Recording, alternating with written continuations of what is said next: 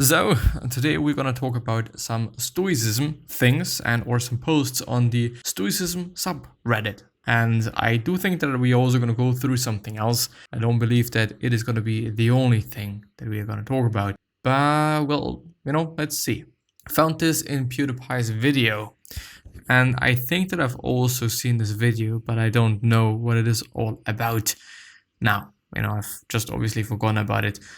Because my mind is like really fucked sometimes. It really depends on what it is all about. If it is some things that I shouldn't forget, I'm most often forgetting about them. If it is about some shit that I should forget, then it is quite the opposite. But anyway, memento mori, and to not let it not frighten you, but remind you to live life with virtue. Memento mori, by practicing Stoicism, there is no pain and suffering in this world that you can't endure. Memento mori, nothing can be taken from you, for a Stoic only values virtue.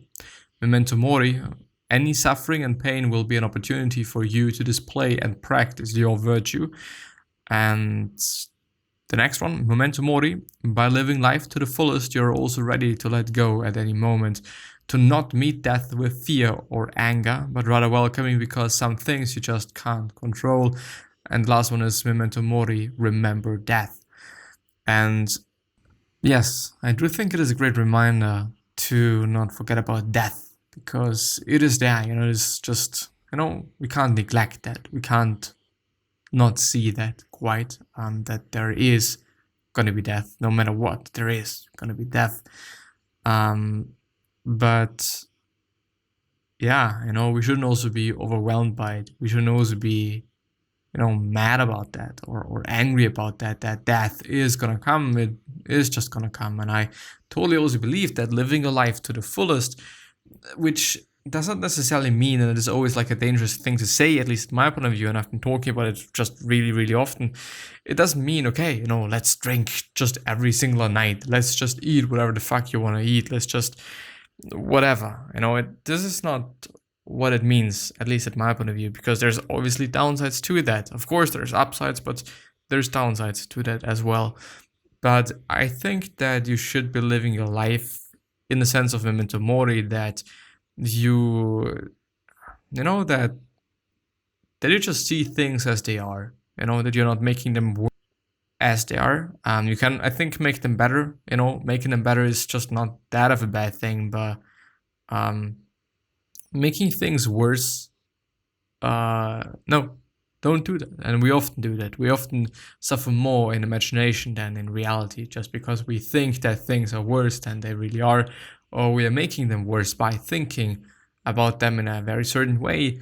And no, just let's not do that. It is quite unnecessary, and it's just making life way, way, way more difficult. But on the other hand, as I said, it just really does not mean, at least for me, to live your life to the fullest in the most common sense of, okay, let's do everything that I want to do. Which might also then include not being the most virtuous person. But as I said, I think it is more about seeing things as they are and enjoying every single moment, as it is, and actually not wishing for it to be different, which is also a very Stoic thing. But yeah. In the future, please remember our Rule 6. Thank you. Nice, but if they'd only spelled it correctly. Yeah. Memento mori. It's actually momento. It's what? Memento. It's memento and momento. Memento mori. Yeah. What did I think this was? Day by daylight for a hot second. I don't know what the subreddit is all about. I don't know what the day to daylight subreddit is about, but I hope it's not something fucked up. Is best viewed using old legacy Reddit. Enable it in your preferences. No? This means he's more movie. Well, I'm not gonna go through that shit. I kind of have a very bad feeling about this. He has amazing videos about philosophy on his channel, not a ton of them, and they don't get a ton of views, yes, but I enjoyed them a lot. He's super into Stoicism, I believe, and has done a few book reviews. I think so as well, but I do wonder what Rule 6 is. Maybe it's like don't steal things off of somebody's videos. Could be the case, I wouldn't be mad at that at all. And actually very understandable. The way the OP deals with the lockdown and his personal life situation is highly stoic. r/Berlin, very interesting, that this is a thing. Taking care of your mental health during a second lockdown. So my life has been a bit much lately, between changing careers, moving to Berlin right before the pandemic, not knowing anyone here, and my wife's cancer returning just in time for the second wave. There haven't been many opportunities to live a good life. But the experience has taught me how to cope with chronic stress, and that's what I wanted to share with you. If you're wondering how stressed or depressed I am right now, the answer is not at all. I'm calm and optimistic, even though I know that what lies ahead is no cakewalk. Mind you, I'm no psychiatrist. If you feel like you're losing it, seek out professional help. Acute or chronic, but never both. Many kinds of pain, including psychological pain, can be either acute or chronic, but neither or never both. Some might argue that their pain or stress is both acute and chronic, but the fact that it's chronic and they're alive means they could bear much worse and still live. Paradoxically, most stress comes from struggling against it, trying to ignore it, finding distractions and braving it out. When you struggle against stress and wish it weren't a part of your life, you're just making it worse. Stress is a natural part of human nature, and it is supposed to help you cope with hardship. It also tells you that things are not right and to pay attention. When you ignore it, you start feeling bad because you feel bad. Feeling bad is okay. Let yourself feel bad. If you can, talk with other people, let them know things are not okay. Talk about your fears and let them talk about theirs. It will bring you closer together. Which definitely is the case, by the way. I do heavily believe in letting the other person talk as well. And giving other people the opportunity to talk about things that might be bothering them and talking about things that might be on their mind. Just because I can. Just because I can and just because I can't give them the opportunity to do so. So why shouldn't I? Stress turns into depression only when you pretend things are fine. No one has ever become depressed from experiencing strong emotions. People usually become depressed because they suppressed their feelings for too long. Decatastrophizing. When you're afraid of something, losing a job, being unable to pay rent, getting sick and landing in a hospital or losing a loved one, it is too easy to become obsessed about the thing you fear. People tend to become stuck in that imaginary moment of peak emotions, like the moment they get fired, and that becomes the event horizon of their fear. They never look past it. In reality, the event itself is never as bad as the fear leading up to it. Moreover, life always moves on. If you're stressed about something, ask yourself this, and then what? Say you're fired. And then what? What happens immediately afterward? Do you stop doing laundry? Do you stop eating? Of course not. You call your friends, complain for a while, go to Rewe, get some groceries for tomorrow, which is a supermarket in, I think, Austria as well, but I do think Austria as well, Germany, maybe even Switzerland, I don't know. You check your bank balance and see how long you can last. You go online and check job boards. It's late. You go to bed and rest. The next day you wake up. You still need to eat breakfast, and so on and so on and so on. You can take the edge of the worst of your fears if you focus on what comes after and try to describe it in a mundane, objective way. Very important, mundane, objective way. You can't control your first reaction, but you can control the second. Mask-wearing arguments aside, you have no control over the pandemic. The event is external, it's objective. Same as the turmoil it causes around the world, or what it does to the economy. You have as much say in current global events as you do in the way the wind is blowing. You can't control it. You don't have anything to say. Similarly, you can't control your emotional response. Anger, stress, short-term short-term panic, desire to escape, everyone reacts differently, but when shit happens, everyone experiences a visceral, instinctive response to the event. It's built into you and you have no say in it. What people tend to do in stressful situations is that they fixate on things they can't control and completely ignore the ones they can. Like, for example, what they do after. If something happens and it stresses you out, that's it. You're stressed. No point fighting it or trying to make your reaction something else. You can, however, notice how you feel, acknowledge it, and do something to change it. Like going for a walk, for example, or meditating, calling a friend, exercising, or whatever it is you do to relax. There, I hope this isn't too weird and that it helps. And yes, it really does help, I think. Thanks for posting this. Yes, I would definitely also say so. It's amazing. It really is. It really is an amazing thing. I'm happy about that. I really am. And I think it is a great, is it manuscript, a great text, or whatever you want to call it? A great guideline maybe as well. Yeah, period. It's amazing. How similar is Stoicism to mindfulness? Well, I've got mad with my girlfriend and I'm still mad at her. What is the Stoic approach for this? Well, let's see. Long story short, my GF bought an expensive swimming suit for absolute no reason at all. She already had one beautiful swimming suit and the money could help us pay some bills or the rent. I've got angry and talked loudly at her. Not yet. In brackets, not yet. She made a point. She bought the swimming suit because she had spare money to have it. After that, I didn't talk with her all night. I've gone for a walk to reflect, and in the morning next day, I've asked her to apologize me for my behavior as I didn't treat her well.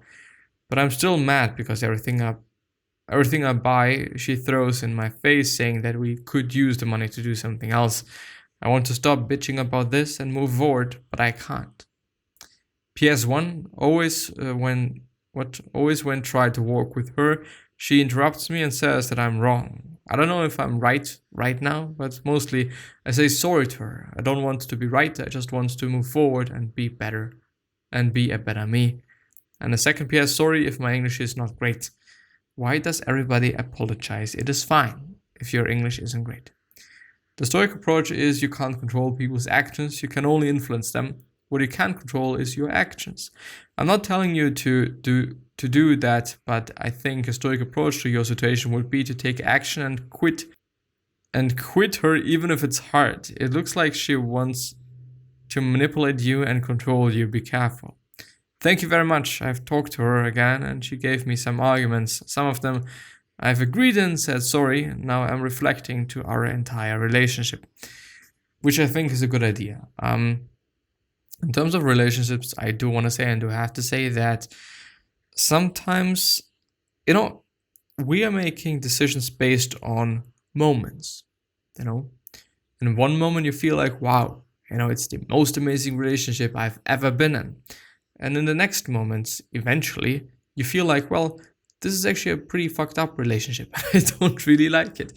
But in the end, it is very dumb to make decisions in a moment when you're feeling bad.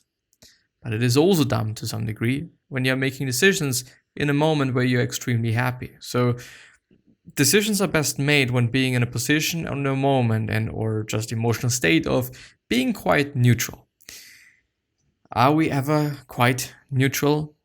It's hard to say and it is difficult to say. And so I do think when it is all about relationships, when it is all about things that have been part of your life for quite some time, unless it is some shit that obviously is hurting you, like, taking drugs and whatever it might be, a bad diet, a very stationary life, and so on and so on and so on, then change that. But yeah, I'm speaking out of experience. Sometimes we are making decisions based on some rather stupid thoughts, but in the end, there is reasons why we're having them. There's reasons why this person feels like reflecting about the entire relationship.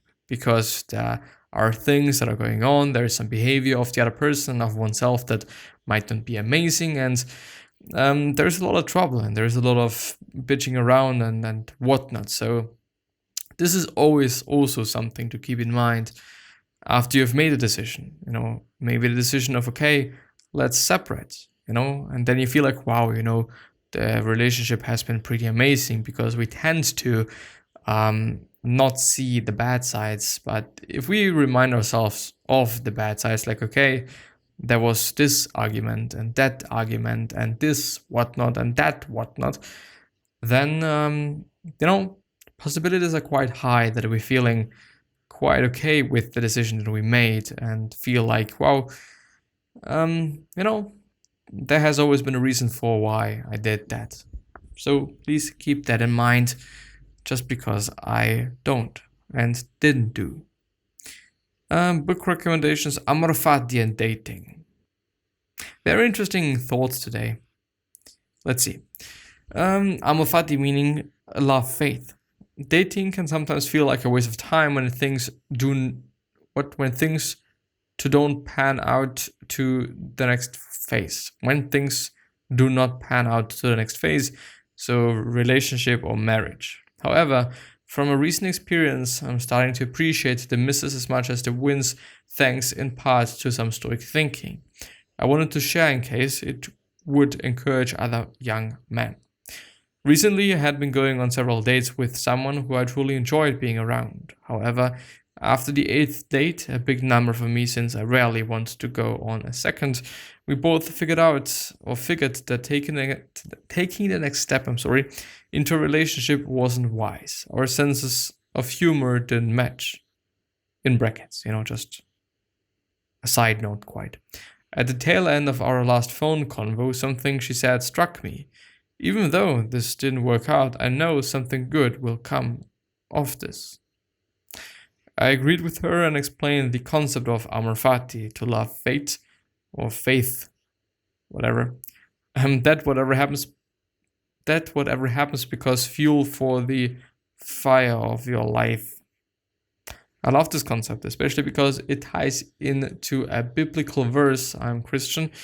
We know that all things work together for good to those who love God, to those who are called according to His purpose.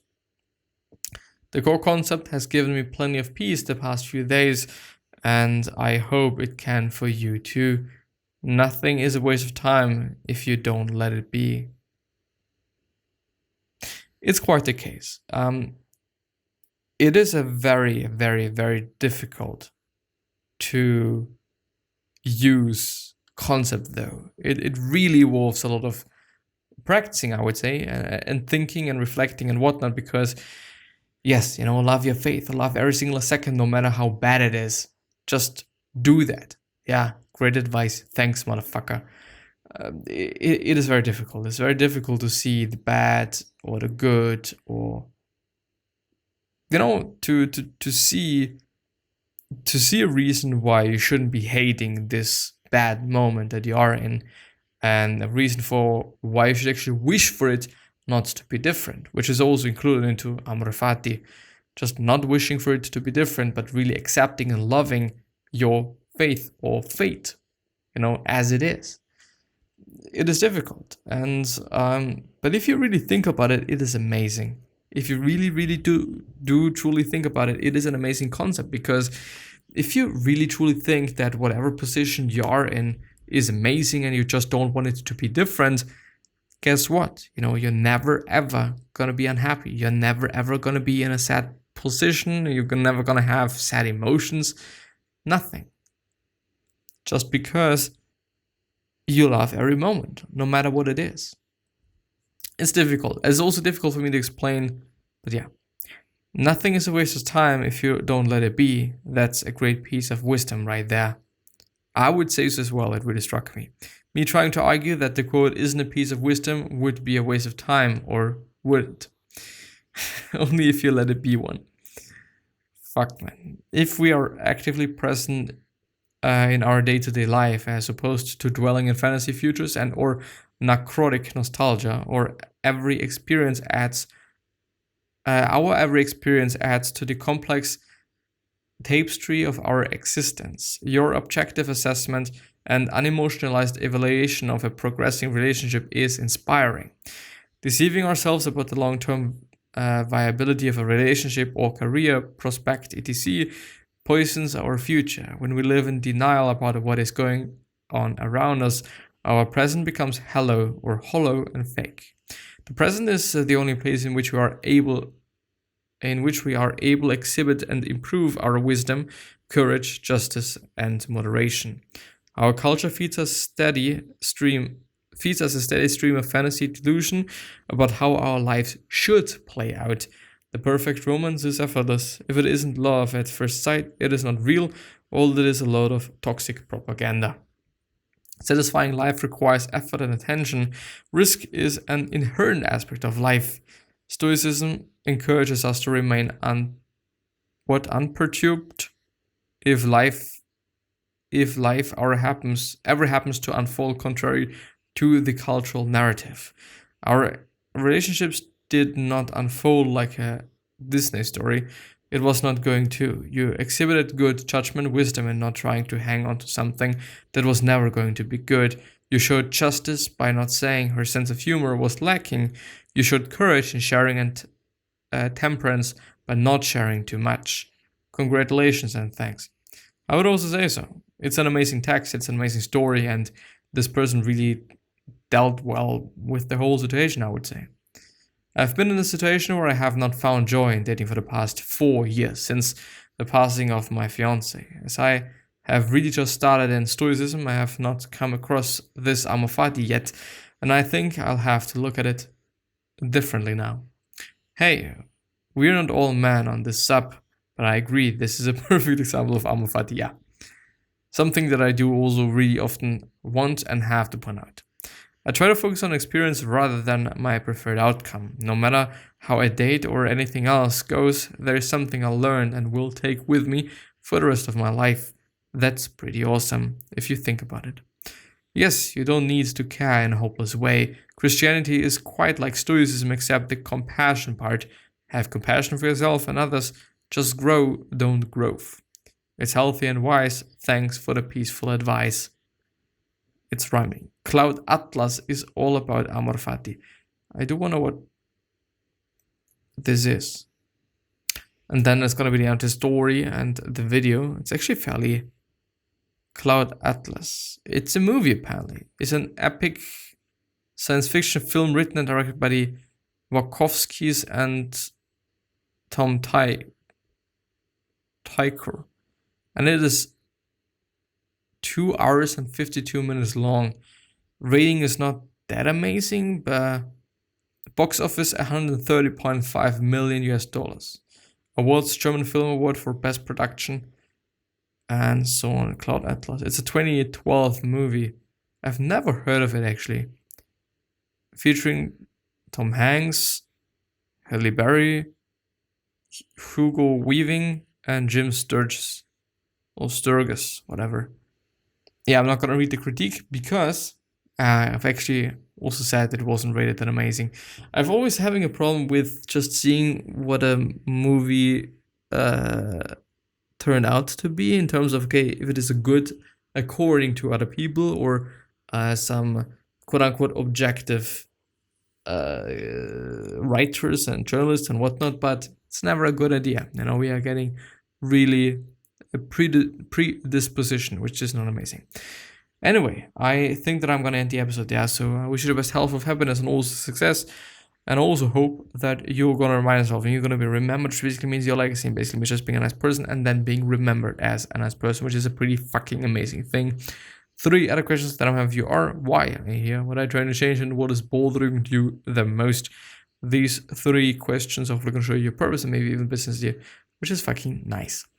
The last thing, what could you essentially say to another person that is indeed going to change their life? Because I totally believe that we all can say something, that we all can communicate something that is indeed going to change their life. And yeah, with that being said, please take care of yourself, your family members, all your loved ones, and your friends. And with that being said, bye-bye.